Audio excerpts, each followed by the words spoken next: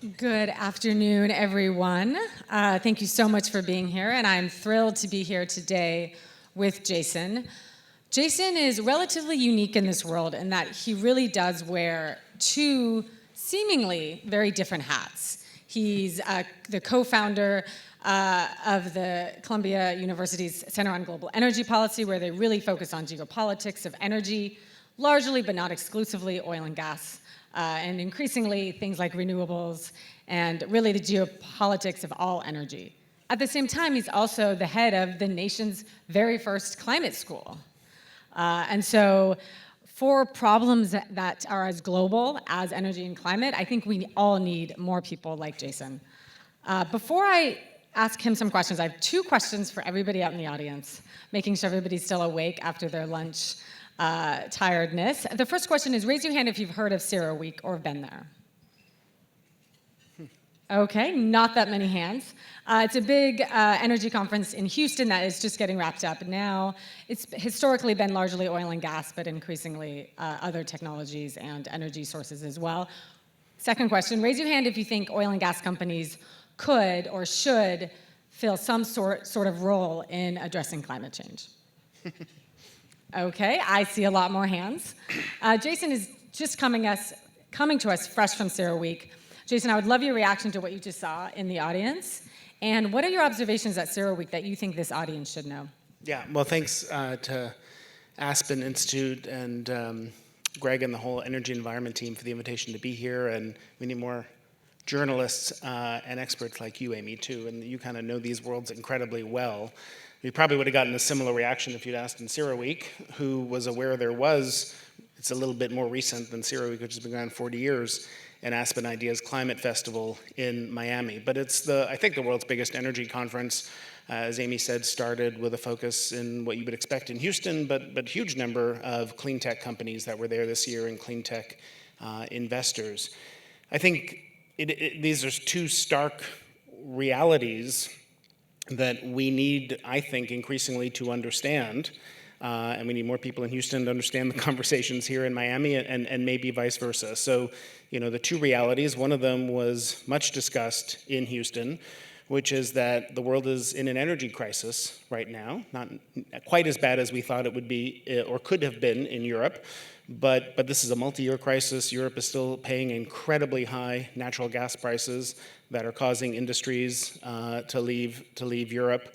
It's having ripple effects around the world with very high energy prices in emerging and developing economies that are hitting them particularly hard, pretty high and probably increasing oil prices that make the geopolitical influence of dominant oil-producing states like in OPEC more consequential, not less. And you saw this reality with the Secretary of Energy of the Biden administration in Houston at this conference yesterday, thanking the oil and gas industry for increasing oil and gas supply and saying, please do more of that. So there was a conversation there about the energy reality of meeting today's energy needs around the world. This year, oil demand will go about 2 million barrels a day. Oil supply will go up about 1 million barrels a day. When demand exceeds supply, prices go up, and that leads to economic and political problems that we've seen politicians don't like. There's another reality, which is emissions are going up each and every year. We haven't yet bent the curve, and if you care about targets based in science, like net zero by 2050 or limiting temperature rise to 1.5 degrees Celsius, we're almost out of time. And so the conversation in Houston was one about being more realistic and balanced. And if by realistic and balanced you mean we need a lot of solutions on the table, not just renewables, but carbon capture and carbon removal and hydrogen, that makes sense. If realistic means we need to understand the needs of the developing world and how big those numbers are to meet their energy needs, that's entirely true. If it means we just can't move that fast and we need to grow clean energy quickly, but we're still going to be using 100 million barrels of oil a day 10, 20, 30 years from now, that is not consistent with the reality of what we need to do to decarbonize really fast. If we continue with current emissions levels, we've used up the carbon budget consistent with 1.5 within less than a decade. And these two realities are increasingly in tension as as we fail to accelerate this transition as much as we need to. Many of us may have seen the news that BP, of course, the oil giant from Europe, is pulling back on its plans to reduce its oil and gas production in the coming years. A couple of years ago, it had announced it would slash its oil and gas production, I think, 40%, and it's pulling back on that. And what happened when BP made that announcement, Jason? Their share price went up 15%. So what does that say? Does that say we need to get rid of capitalism, or are all of those investors wrong? Well, I think with some of those, and there are different investors, right? There are different investor bases. There are investor bases that clearly want to put more capital into clean energy, and that investor base, I live in New York City, you see it every day with the number of multi-billion-dollar funds that are cropping up to support clean energy. They want to see more capital going into companies that are all about the energy transition, which these companies aren't yet. And then there are those who want to see the returns they're used to from oil and gas production. It's more cyclical, it's more volatile, it goes up and down, but when times are good, they're really good. And we're in a period now where returns are pretty good. They haven't been for the last 10 years, but that's where we're headed now. And so it is a tricky landscape for some of these companies to navigate. We need to push them, we need them to lead, we need them to shift capital from, I did a podcast, I have a podcast, the one this week was with the CEO of Equinor, Norway's partly state-owned energy company, and he said he was in New York, and I said, what are you doing here? He said, I'm meeting with investors, and I said, what are they saying to you? And he said, a lot of them are asking if we can shift CapEx from renewables to oil and gas, because they see the returns there are higher. So what we need to do is push. Did he say that that's what they're going to do? He said they're not going to do that, and maybe Equinor has a little more leeway because they do have part ownership by the state, and a state that is interested. But to be clear, they're still producing a lot of oil and gas. But what we need is to have these companies move, but also to create a broad economic and financial landscape and policy ecosystem that makes it very financially profitable for them to do so. We need to be in a place where if a company announces they're slowing the pace of withdrawal from oil and gas, as BP did recently, the market penalizes that, not rewards it. A lot of us are hearing about the upcoming United Nations Climate Conference in the United Arab Emirates for later this year. Critics will point out that, on its face, at the very best, it's questionable that a fossil fuel powerhouse, which is UAE and also a member of OPEC, should be hosting a climate conference. Critics say it's, the wolf guarding the hen house. What constructive role can fossil fuel countries play in addressing climate change, and what do you make of that criticism that is coming around the COP? It's, I think, a high-stakes COP. Look, this is the stock-taking COP. It's where we sit and look at one another and say, are we where we need to be or not? And the answer is clearly not. And the question is, what do we do about that? It is important to engage emerging and developing economies, as we saw in Egypt, which was kind of the Africa COP. Important to engage regions of the world like the Gulf, which have a lot of low-cost oil and gas, but also a lot of clean energy opportunity, and think about how to engage different parts of the world in this conversation. I think it's really important to increasingly, and this is an opportunity, it's not without risk, but this is an opportunity for hosting the COP in a place like that, to have more of a conversation than we almost ever do about the role of state-owned enterprises and national oil companies. We talk a lot about Exxon and BP and Shell and Chevron. Those so-called super majors are 15% of the world's oil and gas supply. Most of the world's oil and gas comes from state-owned companies. And we're not going to be able to have a transition until we figure out how to engage. And they respond to different incentives. Sometimes they can move faster, but sometimes they're not subject to the same social pressures, divestment pressures, ESG pressures that you do with the large financial institutions or shareholders, the way we were talking about with BP a moment ago. So we're in a world now where we're at risk, as I've been writing about, and as the International Energy Agency, Fatih Birol, talked about in the most recent World Energy Outlook, of failing to synchronize declines in oil supply with declines in oil demand. We need them kind of both to fall faster, but both to fall somewhat in tandem. And right now, as I said, we are we are not where oil and gas investment is below where it would normally be at this point in an oil price cycle, and you might say that's great. It can be great if oil demand is going down too. Oil demand, as I said, will rise 2 million barrels a day this year. And if demand grows but supply doesn't, one of two things happens. You get high prices and tight markets and price volatility, and you see how politicians respond to that, including the Biden administration, which released 200 million barrels last year from our strategic petroleum reserve to try to keep oil prices and gasoline prices from going up. Or if there's a gap, then you get more investment and more supply from some of the state-owned enterprises we're talking about that are not subject to the same social pressures. Right now, which countries are spending tens of billions of dollars to increase how much oil they can produce in 2030? Saudi Arabia, the United Arab Emirates. That's where the investment is coming from. You mentioned the emerging economy of Egypt and the fact that that's who hosted the COP last year. I anticipate we'll hear a lot about the energy needs of emerging countries at this next COP. Sometimes it can be seen as if the fossil fuel industry is using that as sort of a crutch to say, hey, let's continue to use fossil fuels. At the same time, these countries do need energy. A lot of times it's going to be something like natural gas to power their economies.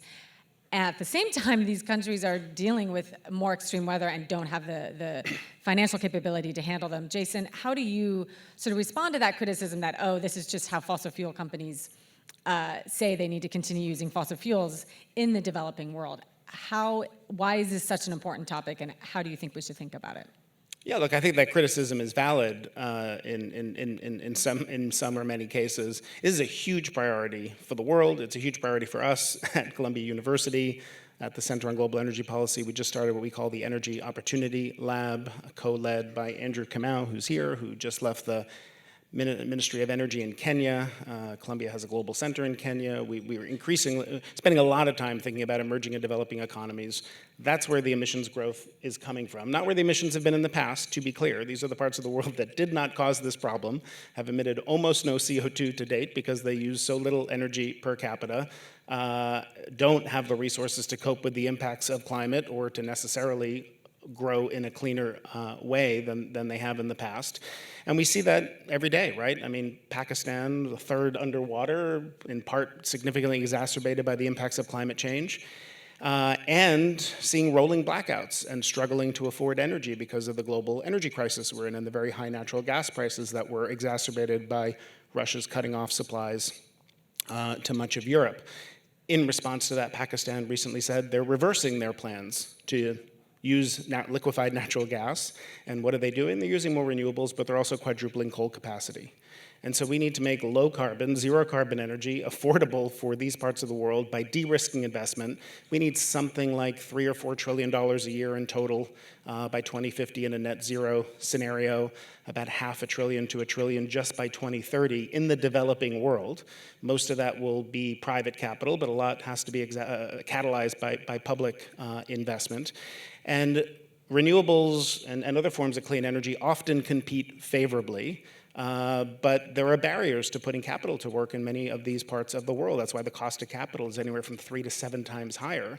So those projects are not always bankable. We just did a piece of work at Columbia on piloting a project to a coverage facility to mitigate currency exchange risk. That's just one example of one of the barriers where you're investing in dollars, but you're recovering in local currency, and currency exchange risk can be a big barrier to investment. But there are many of those. I think directly to your question about is this a crutch or an excuse? I think it can be, but it's a reality. The reality is the developing world needs a lot more energy to not just turn on cell phones and have electricity access or turn on light bulbs, power cell phones, but have meaningful levels of growth, even a fraction of what we all take for granted. Mechanize agriculture, have industry, have transportation. Those are big numbers. The problem is when I think people in the industry say, therefore, we need to grow clean energy, but we also still need to keep growing oil and gas. Like that just fundamental basic arithmetic tells you that can't happen. A net zero world is not no oil and gas. We still have some carbon capture. You look at all the models from the IEA or elsewhere, but there's no way we're getting to our climate goals and continuing to use today's level of oil and gas. We have to be using a lot less. That's just the math of climate change. And the math of climate change is unforgiving, and the math of meeting the world's energy needs is unforgiving too, and that's the tension we have to reconcile. We have heard a lot about the Inflation Reduction Act here, and I know it was a big topic at CERA Week as well. The U.S. Energy Secretary, Jennifer Granholm, Jason has already mentioned her, she has used this term coopetition to describe the perfect balance between some competition and some collaboration. Many of us have probably seen the headlines about how Europe is scrambling to respond to all of the subsidies in the IRA. These protectionist measures could have a negative impact. Jason, is it even possible to strike coopetition? Yeah, it's an interesting phrase because I think when you said it first, or when it was said first, I mean, the first thing that comes to mind, and we could talk about it if you want, is China, right? Do the U.S. and China need to cooperate on climate? Because that is not happening and seems unlikely to happen anytime soon in a meaningful way, but it is competition that is both spurring China to invest heavily to dominate solar, dominate the battery supply chain, and bringing down the cost, so it's all more affordable. But now it's also competition that's driving the U.S. to respond with things like the Inflation Reduction Act, which are historic climate measures to accelerate clean energy. I think with Europe is, as I see it, they're sort of upset with two things about the Inflation Reduction Act. One I have a little sympathy with, one I have almost no sympathy with. One is that it is industrial policy. The Inflation Reduction Act was designed to boost American economic competitiveness, and if you want the tax credits, much of the activity has to be done with components or parts and manufacturing that was done in the US, or sometimes neighboring countries or free trade countries, and Europe's like, well, what about us? We want support for our companies should be able to compete too, like our auto companies. There are some flexible ways the Biden administration can implement this law to accommodate those, but that, I think we need more, not less, trade in clean energy if we're going to have a transition at the pace we need. So I'm not a huge fan of protectionist barriers. I think the bigger concern is just that we're subsidizing clean energy too much. These tax credits are too generous. And if you're sitting in Europe and you're thinking about building a green hydrogen company, now you have a $3 per kilogram tax credit, and you're like, well, it makes more economic sense to go to the Gulf Coast. I don't think we should be apologizing after decades of being criticized for not doing enough on climate, for suddenly doing too much on climate. It is a good thing, not a bad thing, that we're putting a lot of government money into supporting clean energy, and hopefully other countries can do the same. Not all have the same fiscal resources, but we need a virtuous cycle of competition to race to the top to support clean energy more, while trying to mitigate the pitfalls of a vicious cycle of competition of sort of that would lead to protectionism. The world is going to need a whole plethora of new materials to power the clean energy transition. Think raw minerals and everything down from that. Jason, how can we ensure that we access these minerals extremely fast, but in a way that's respectful of indigenous communities and environmental standards? And before you get to that answer, very pointedly, who or what will be the new OPEC of the clean energy future? It's a really important issue. I think there's growing recognition of how important this is. The lithium, cobalt, manganese, all the minerals that are needed for batteries and for solar and wind and your cell phone. I mean, almost everything that we use.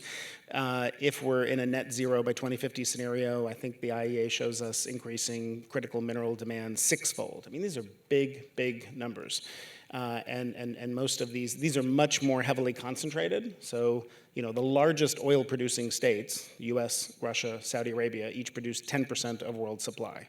The largest producer of lithium, of cobalt, you sort of go down the list, each of the largest producers, in most cases, is producing more than 50% of the world's supply. So at least today, they're much more heavily concentrated. That doesn't mean that they have to be. They do exist in other places. We just have to develop those supply chains. And then the mining, the production is in Africa, it's in Australia, it's in different places. Almost all of the refining and processing, which is a critical part of the supply chain, for most of these happens in China. And those take a lot of time and a lot of capital to diversify. Megan O'Sullivan, who's at Harvard, who is my co-author on lots of things I do, she and I are co-chairing a task force for the Aspen Institute developing a critical mineral strategy for the US. I think that will come out shortly in the next month or two. And that's been a fascinating process because this is a huge priority for the transition. It is a potential national security risk, to your point, if certain countries dominate those supply chains. It's not quite the same as oil, which if like the daily flow of oil was cut off, your car wouldn't work anymore. This is not the flow of electricity, but it is the input to new products, new solar panels. You know, you'd have problems with supply chains where there would be breakdowns in the EV supply chain, and you wouldn't, you know, the cost of new EVs would go up, that sort of thing. So we need a lot more attention paid to that, to diversify supply chains and more agreements with partner and friendly countries to diversify and develop those supply chains. And just one last point, as you said, this means a lot of mining, right? I'm a trustee at the Nature Conservancy in New York. As we've talked about, it's a great organization that's protected the environment for years and years. Not a huge fan of lots and lots of mining. These have environmental implications. A lot of these resources in the US exist on public lands, federal lands, tribal lands. We were out there with this task force visiting the Resolution copper mine in Arizona and visiting the sacred tribal sites that would be affected by it. It is really hard. It takes 16 years on average to develop a new mine around the world right now, but we need to move really fast for an energy transition. So this is a hard problem to solve, but we need a lot of community consultation, bring those communities into the process earlier, not later, think about which sites are best suited for these. Not all will be, but you're gonna have to do a lot more mining if you wanna have a clean energy transition, and you know, there's downsides to that. In our final moments together, I want to conclude with a lightning round. I'm going to say a word, and then you say the very first word and only one word that pops into your head when I say that word. The first one is... Terror right now. I've heard through my sources that he was very worried about this part because I did not give these words, I did not give them to him ahead of time. The first word is carbon offsets. One word responses? A phrase, 2 or 3 words, but no sentences. Yeah, well, potentially useful and not without risk of abuse, not without risk of abuse. That's pretty good. That's pretty good. You'd be surprised about how many people violate these rules. Second word is nuclear power. Optimism and necessary for decarbonization. Carbon tax? Carbon tax? Carbon tax. A really good policy, but not the only policy that can decarbonize. Our final 2, natural gas.